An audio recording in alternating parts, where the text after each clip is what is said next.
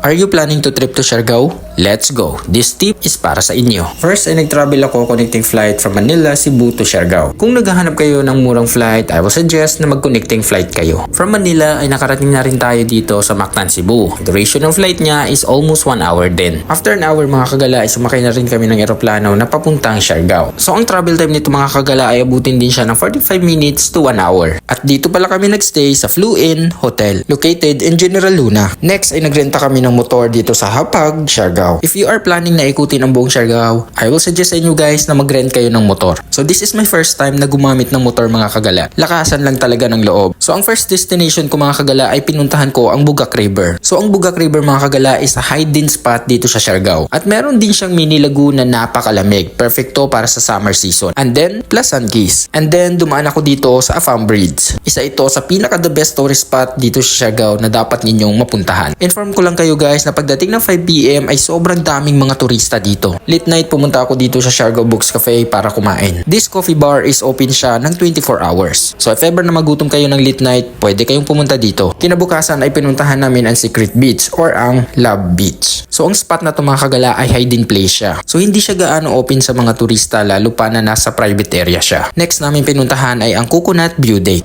I love Siargao!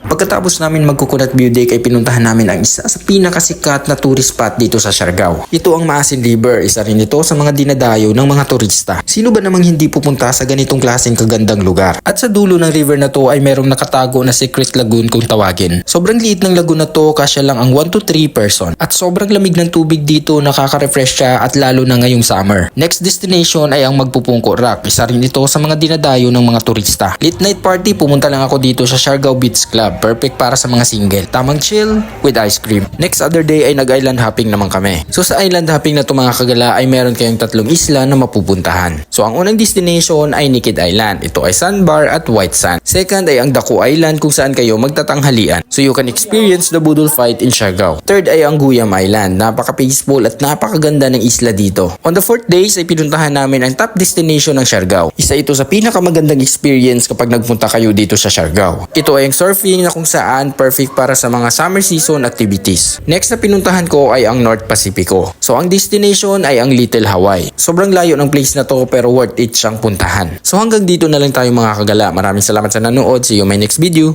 Bye bye!